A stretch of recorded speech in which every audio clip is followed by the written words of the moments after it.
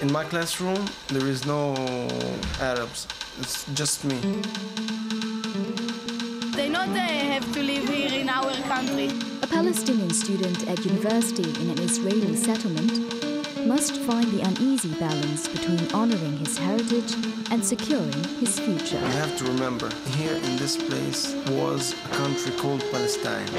Mohammed Speed, a witness special at this time on Al Jazeera.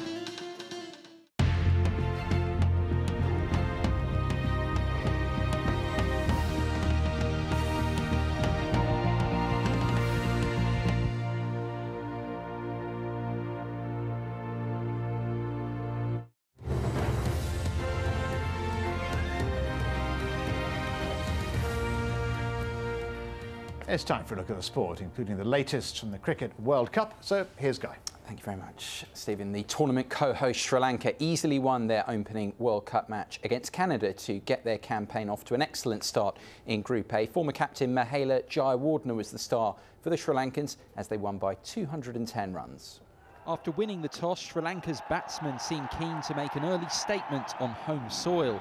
Mahela Jayawardene looked in beautiful touch on what was a slow pitch and outfield in Habantota. The former captain able to adjust his normal game and put the Canadian attack to the sword. Jayawardene put on 179 for the third wicket with current skipper Kumar Sangakkara. He made 92, just short of what would have been his maiden World Cup century. Jayawardene wasn't to be denied his ton though. His 81-ball century, the fastest ever by a Sri Lankan in the World Cup, as Sri Lanka made 332 for 7. In reply, Canada lost wickets steadily as Sri Lanka's varied attack, even without the injured Lasith Malinga, proved too strong. Thisara Pereira made a memorable World Cup debut with a wicket off his first ball. He ended up with 3 wickets, as did his new ball partner Nuwan Kulasekara. Canada eventually subsided to 122 all out. Sri Lanka the winners by 210 runs. The co-hosts' World Cup bid off to a terrific start. First game always in a tournament is very important that we start with the right tone. I thought the boys had a great attitude going into the game. We were very positive with the ball on the field as well. So the batting has to be the key point, especially in the subcontinent.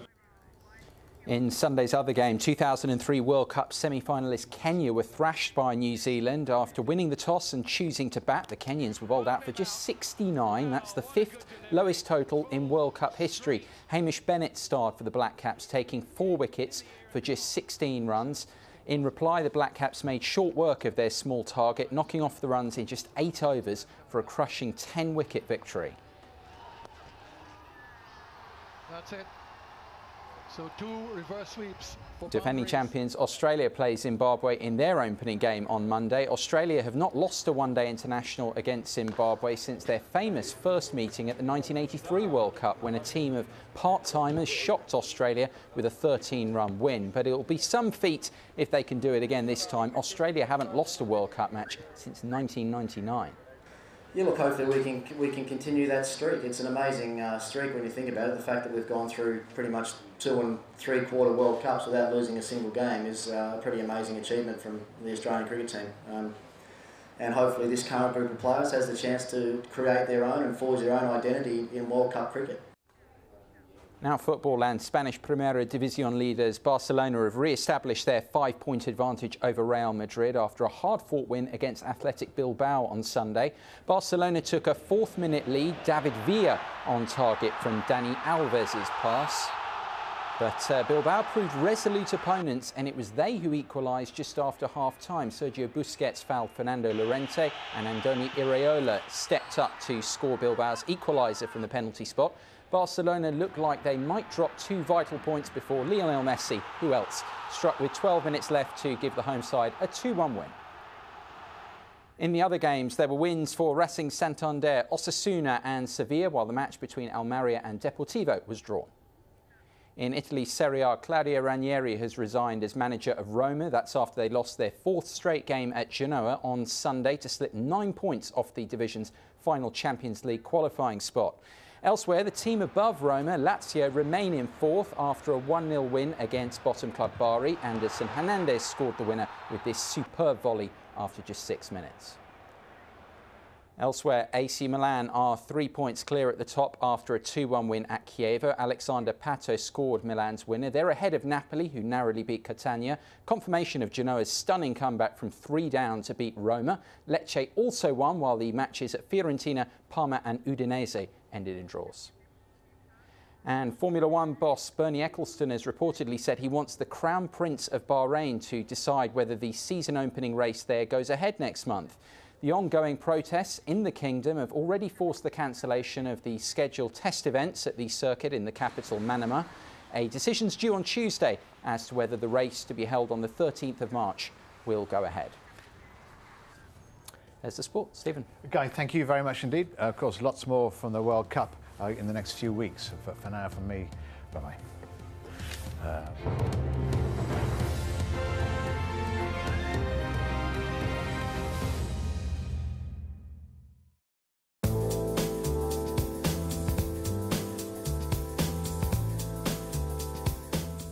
Hello, we've got a bit of everything going on across North America at the moment. We've had those high winds just around the eastern seaboard, around DC, which brought down the national Christmas tree. We've got snow now sweeping its way across the northern plains into the Midwest. And of course, we had the flooding rains, which did affect California recently. Now, that same weather system, that's the one which is making its way into those northern areas of the US, bringing some snow. Snow still very much in place through Monday around the lakes into New England, eastern parts of Canada, and then a line of rain just down the Appalachian Mountains. But to the south of that, we've got some warm sunshine still, temperatures getting into the low 20s. Touch cooler there for Dallas at around 17 degrees, but at least it will be largely fine and dry. Pleasant sunshine continuing here then. Plenty of sunshine into the Caribbean, a rash of showers there into Costa Rica, into Nicaragua, but for the most part, it's looking lovely. Temperatures getting up to 28 Celsius for Kingston. Sunshine not quite so lovely into Europe. We have got some rather cold weather, some more wintry weather to come just around the Balkans, the Alps, Ukraine, southeastern parts, seeing some very wintry weather. We could see some heavy snowfall to come into Romania and also into Bulgaria. It's heavy rain for the western side of Europe, with rain making its way into France and the UK.